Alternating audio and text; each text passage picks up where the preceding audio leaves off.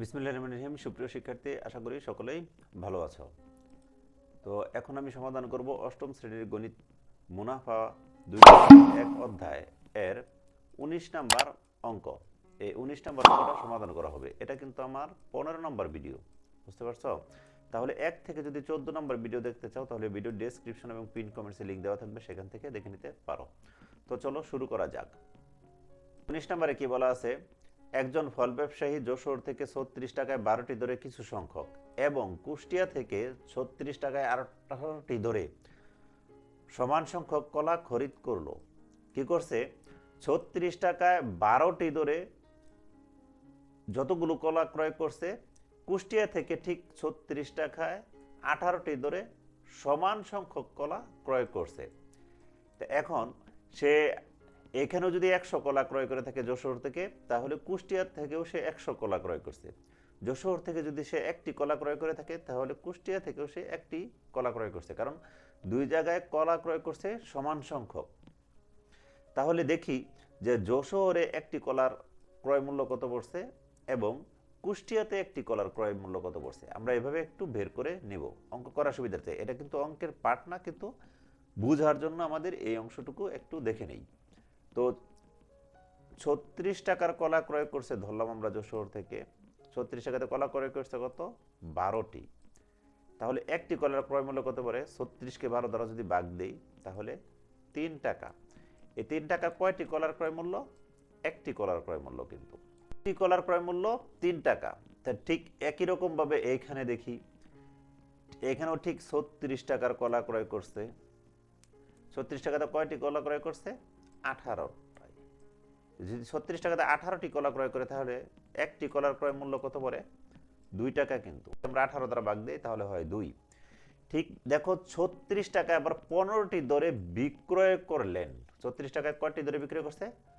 15টি। তাহলে আমরা লিখলাম 36 উপরে, নিচে লিখলাম 15। এখন দেখো, 36 টাকায় যদি 15টি কলা বিক্রয় করে তাহলে একটি কলার ক্রয় মূল্য কত? দেখো, 30-30-এর 36-এর মধ্যে 15 যায় কতবার? 2 বার। তাহলে 2, 15 দুগুণে 30, হাতে থাকে কত? 6। 6-এর আমরা 60 হিসাবে চিন্তা করি, তাহলে এই 60-এর মাঝখানে 15 যায় কত? 4×15 = 60। তাহলে একটি কলার বিক্রয় মূল্য কত দাঁড়ালো? 2.4 টাকা। এখন আমরা যদি এই অংশটুকু সঠিকভাবে বুঝি, ঠিক আছে, তাহলে আমাদের ক নাম্বার, খ নাম্বার এবং ছোট ক নাম্বার অঙ্ক কোনোটাই করা খুব বেশি সমস্যা হবে না। দেখো, আমরা ক নাম্বারের সমাধানটা করি। ক কি বলছে? ব্যবসায়ী যশোর থেকে প্রতি 100 কলা কি দরে ক্রয় করেছিলেন। তাহলে যশোর থেকে দেখো একটি কলার ক্রয় মূল্য কিন্তু আমরা 3 টাকা পেয়ে গেছি। তাহলে 100 কলার ক্রয় মূল্য বের করা কি আমাদের জন্য খুব বেশি কঠিন? আমরা এটা ঐকিক নিয়মে করব। তাহলে আমরা কি লিখবো কেমনে? যশোর থেকে। তো ক নাম্বার কি? যশোর থেকে 12টি কলার ক্রয় মূল্য 36 টাকা। তাহলে 12টি কলার ক্রয় মূল্য 36 টাকা। আমাদের বের করতে বলছে কি? প্রতি 100 কলা কি দরে ক্রয় করেছিলেন, তাই না? তাহলে 100টি কলার ক্রয় মূল্য বের করতে হবে। তাহলে যশোর থেকে একটি কলার ক্রয় মূল্য অবশ্যই কম হবে, এই জন্য 36কে ভাগ হবে 12 দ্বারা। 12। তাহলে আমাদের পরবর্তীতে বলা হলো কি? যশোর থেকে কয়টি কলার ক্রয় মূল্য? 100। তাহলে 100 কলার ক্রয় মূল্য 36-এর সাথে কি হবে? 100 গুণ দিতে হবে। নিচে হলো 12। এখন কাটাকাটি করলে 3×12 = 36, 3 আর 100 গুণ দিলে 300 টাকা। তো এটাই কিন্তু আমাদের উত্তর। তো আশা করি এটা আমরা প্রাথমিক লেভেল থেকে এই ধরনের অঙ্ক করে আসতেছি, তো এটা বুঝতে আমাদের খুব বেশি সমস্যা হয় নাই। তো এখন আমরা করব কি? খ নাম্বার অঙ্ক। খ নাম্বারে কি বলেছে? সবগুলো কলা বিক্রয় করলে শতকরা কত লাভ বা ক্ষতি হবে?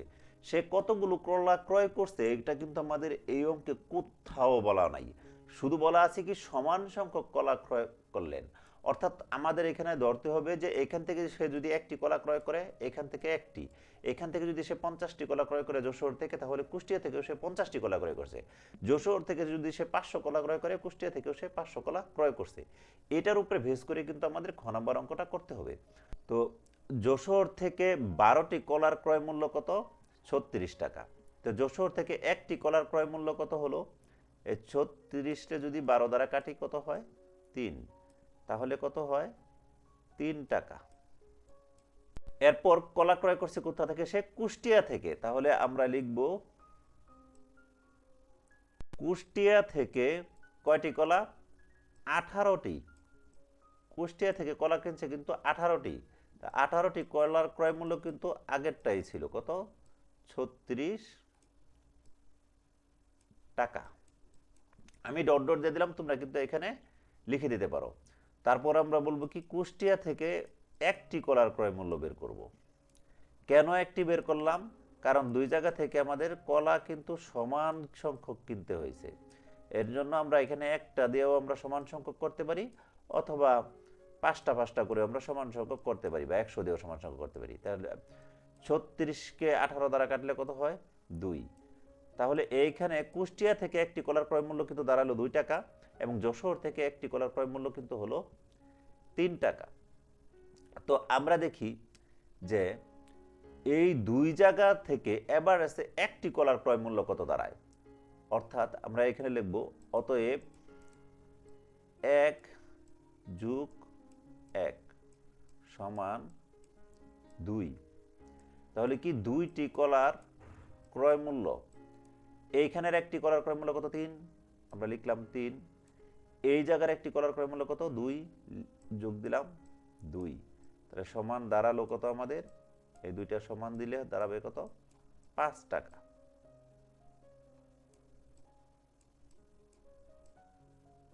একদম ইজি, কিন্তু যদি খুব জটিলভাবে চিন্তা না করো তাহলে অঙ্ক একদম ইজি। দেখো, এই এক কোত্থেকে পেলাম? এই যে যশোর থেকে একটি কলার ক্রয় মূল্য 3 টাকা। এই এক কোত্থেকে পেলাম? এই এক। তো এই যে একটি কলার ক্রয় মূল্য 3 টাকা, এই জন্য দিলাম 3। এখানের একটি কলার ক্রয় মূল্য 2 টাকা, এই জন্য দিলাম 2। তাহলে কি এই 1 যোগ 1, 2টি কলার ক্রয় মূল্য দাঁড়ালো কত? 5 টাকা। 2টি কলার ক্রয় মূল্য কিন্তু 5 টাকা। তো এখান থেকে কিন্তু আমরা বের করতে পারি একটি কলার ক্রয় মূল্য কত। অতএব একটি কলার ক্রয় মূল্য কত? 5-এর ভাগ দিতে হবে কত দ্বারা? 2 দ্বারা। 5-এর যখন 2 দ্বারা ভাগ দিব তাহলে তখন কত হয়? 5-এর 2 দ্বারা ভাগ দিলে কিন্তু হবে 2.5 টাকা। এটা কিন্তু আমরা জানি। তাহলে আমরা একটি কলার ক্রয় মূল্য কিন্তু পাইলাম 2.5 টাকা। এখন দেখি একটি কলা সে কত টাকায় বিক্রয় করছে। আমাদের ডাকে কি বলা আছে যে 36 টাকায় যদি 15টি ধরে কলা বিক্রয় করে, তাহলে আমরা কি বলবো? লিখব এখানে 15টি কলার 15টি কলার বিক্রয় মূল্য কিন্তু 36 টাকাই ছিল আমাদের, তাই না? 36 টাকা। কিন্তু ইজিলি আমরা একটি কলার বিক্রয় মূল্য বের করতে পারবো। তাহলে কি একটি কলার বিক্রয় মূল্য, তাহলে কি 36কে ভাগ হবে 15 দ্বারা। তো 36কে যদি আমরা 15 দ্বারা ভাগ দেই তাহলে দেখো কত হয়। 36-এর মধ্যে 15 যায় কতবার? 2 বার। 15 দুগুণে 30 থাকে 6। 6কে আমরা 60 হিসেবে চিন্তা করি, এখানে একটা দশমিক দিই। দশমিক দিয়ে এটাকে 6কে 60 হিসেবে চিন্তা করি, কি 4 পূর্ণং 60। তাহলে 2.4 টাকা হইতেছে কিন্তু একটি কলার বিক্রয় মূল্য। আর দেখো একটি কলার ক্রয় মূল্য কিন্তু 2.5 টাকা। তাহলে কি এই ক্রয় মূল্য বিক্রয় মূল্যর থেকে বেশি না? যদি ক্রয় মূল্য বিক্রয় মূল্য থেকে বেশি হয় তাহলে সেই ক্ষেত্রে কি হয়? তাহলে আমরা লিখব ক্ষতি হয়। তো যেহেতু ক্রয় মূল্য গ্রেটার দেন বিক্রয় মূল্য, অতএব ক্ষতি হয়েছে। কারণ ক্রয় মূল্য যদি বিক্রয় মূল্য থেকে বেশি হয় তাহলে সবসময় আমরা জানি কি ক্ষতি হয়। তাহলে কত ক্ষতি হয় আমরা দেখি। অতএব তাহলে কি যখন ক্রয় মূল্য বিক্রয় মূল্য অপেক্ষা বেশি হয় তখন কিন্তু ক্রয় মূল্য থেকে বিক্রয় মূল্য বাদ দিলে কিন্তু আমাদের ক্ষতিটা বের হয়। তাহলে ক্রয় মূল্য কত? 2.5, আর বিক্রয় মূল্য হলো কি 2.4। তো এখান থেকে যদি আমরা বিয়োগ দেই তাহলে কত টাকা বের হয় আমাদের ক্ষতি? 0. এই যে 5-এর থেকে 1 গেলে থাকে, 5-এর থেকে 4 গেলে 1 থাকে, এত টাকা কিন্তু হলো আমাদের ক্ষতি। এখন কত টাকা এত টাকা ক্ষতি হয়? এই যে 2.5 টাকায় ক্ষতি হয় কিন্তু 0.1 টাকা, তাহলে 100 টাকায় কত ক্ষতি হয় এটা বের করলে আমাদের হবে। তাহলে আমরা কি 2.50 টাকায় ক্ষতি হয় কিন্তু 0.1 টাকা। এই যে ক্রয় মূল্য ছিল 2.50 টাকা, এখন ক্ষতি হয়েছে কি 0.1, তাহলে 0.1 টাকা ক্ষতি হয়। 2.50 টাকায় ক্ষতি হয় 0.1 টাকা, তাহলে 1 টাকায় ক্ষতি হবে কত? কম হবে। এই জন্য কম হলে আমরা কি জানি সবসময় কি হয়? ভাগ হয়। তাহলে কি 2.5। এরপর আমরা এখানে শতকরা কত লাভ বা ক্ষতি হবে বের করতে বলছে, তাহলে আমরা কি বলবো? 100 টাকায় কত ক্ষতি হয়। এই যে আমাদের ডাকে কিন্তু বলছে শতকরা কত লাভ বা ক্ষতি হবে, শতকরা বলতে 100, অতএব 100 টাকায় ক্ষতি হয় কত, সেটাই হবে আমাদের উত্তর। তো 100 টাকায় অবশ্যই ক্ষতিটা বেশি হবে, এই জন্য 100 উপরে যেয়ে কি হবে? গুণ। যে 0.1 আর 2.5, দেখো এখানে দশমিকের পরে 1 ঘর, এখানেও দশমিকের পরে 1 ঘর, তাহলে আমরা এই দশমিকটা কাউন্ট করব না, ডাইরেক্ট করে দিই। দেখো এটা 25 ধরি, 4 25 কত? 100, আর এই 4 আর 1 গুণ দিলে হয় 4। এখানে 0.1 কিন্তু আমি কিন্তু আগেই বলছি যে 1 ঘর 1 ঘর পরে দশমিক দিকে দশমিকটা কাউন্টে আসছে না। তাহলে শতকরা কত ক্ষতি হয়? এই যে 4%, এই 4%ই হবে কি উত্তর। তো এই অঙ্কটা তোমাদের কাছে হয়তো একটু জটিল লাগতে পারে, কিন্তু আমার কাছে মনে হইতেছে একদম ইজি। তো আমি একটু আবার উপর থেকে বলি যে দেখো আমাদের ডাকটা কি, সবগুলো কলা বিক্রয় করলে শতকরা কত লাভ বা ক্ষতি হবে। আমরা কিন্তু এইখানে কিন্তু আমরা জানি যে সবগুলো কলা বলতে সে কতগুলো কলা ক্রয় করছিল সেটা কিন্তু আমাদের জানা নাই। তো আমাদের ধরে নিতে হবে তিনি 1টি কলা ক্রয় করছে, অথবা ধরবো আমরা 25টি কলা ক্রয় করছে বা 100 কলা ক্রয় করছে, যাই ধরি আমরা সমান ধরবো। কিভাবে? যশোর থেকে সে 100 কলা ক্রয় করছে, কুষ্টিয়া থেকেও সে 100 কলা ক্রয় করছে, পরে ওই কলাগুলো সে বিক্রি করে দিয়েছে। যদি এখানে 100 ধরি, এখানে 100, তার মানে 200 কলা সে ক্রয় করছে। তো খ নম্বরকে যশোর থেকে 12টি কলার ক্রয় মূল্য হলো 36 টাকা, তাহলে একটি কলার ক্রয় মূল্য কম হবে 3 টাকা, 36 কে দেওয়া। কুষ্টিয়া থেকে সে 18টি কলা ক্রয় করছে 36 টাকা দিয়ে, একটি কলা হলো কত? 2 টাকা। তাহলে যশোর থেকে একটি কলা সে ক্রয় করছে আর কুষ্টিয়া থেকে একটি, টোটাল কলা হয় কত? 2টি, এই জন্য এখানে লেখা হয়েছে 2। তাহলে এই 2টি কলার ক্রয় মূল্য কত দাঁড়াইছে? 3 আর 2 5 টাকা। যেহেতু 2টি কলার ক্রয় মূল্য 5 টাকা, তাহলে একটি কলার ক্রয় মূল্য অবশ্যই কম হবে। এই জন্য 5কে 2 দ্বারা ভাগ, 2.5 টাকা হয়েছে। এখন সে কি করছে? আবার এই কলাগুলাই 36 টাকায় 15টি ধরে সে বিক্রয় করে দিছে। তাহলে কি বলবো? 15টি কলার বিক্রয় মূল্য কত? 36 টাকা। তাহলে একটি কলার বিক্রয় মূল্য কত হবে? 36কে 15 দ্বারা ভাগ, এখানে হয় 2.4 টাকা। দেখো একটি কলা সে ক্রয় করছে কিন্তু 2.5 টাকা দেয়া, বিক্রয় করলো সে 2.4 টাকা। যেহেতু বিক্রয় মূল্য কম, অবশ্যই ক্ষতি হয়েছে। যেহেতু ক্রয় মূল্য গ্রেটার দেন বিক্রয় মূল্য, অতএব ক্ষতি হয়েছে। তো ক্ষতি কত? ক্রয় মূল্য থেকে বিক্রয় মূল্য বাদ দিতে হবে। ক্রয় মূল্য 2.5, বিক্রয় মূল্য হলো 2.4, তাহলে ক্ষতি হয়েছে 0.1। তো এই 0.1 টাকা ক্ষতি হয় কত? 2.5 টাকায় কিন্তু, তাহলে 2.5 টাকায় ক্ষতি হয় 0.1 টাকা।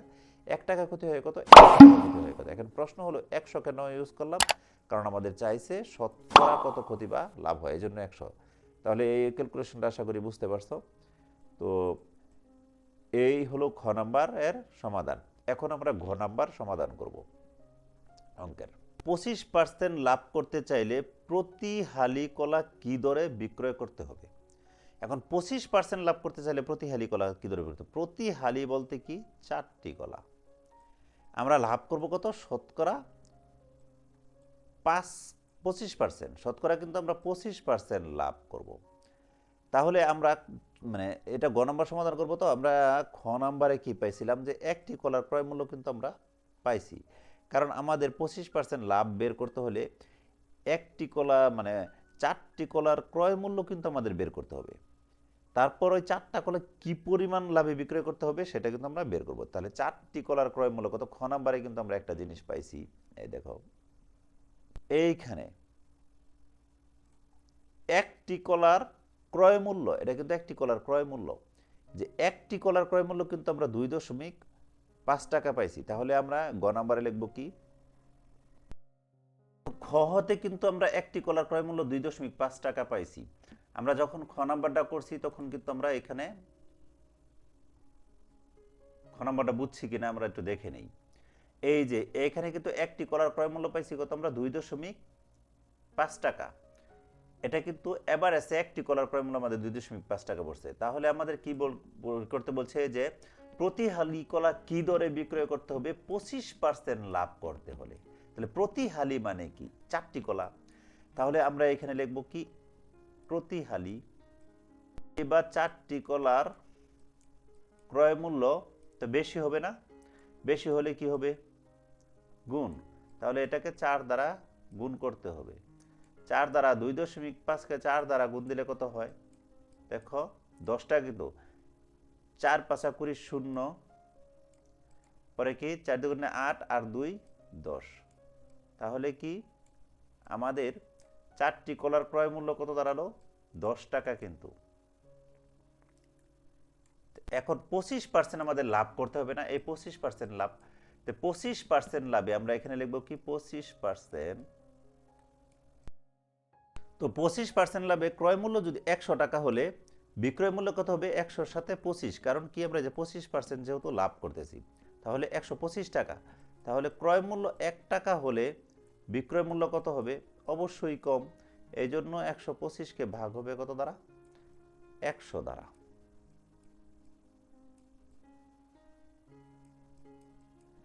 এরপর ক্রয় মূল্য কত, এই যে 4টি কলার ক্রয় মূল্য কিন্তু পড়ছে আমাদের 10 টাকা। তাহলে ক্রয় মূল্য 10 টাকা হলে বিক্রয় মূল্য কি হবে, একটু বেশি হবে।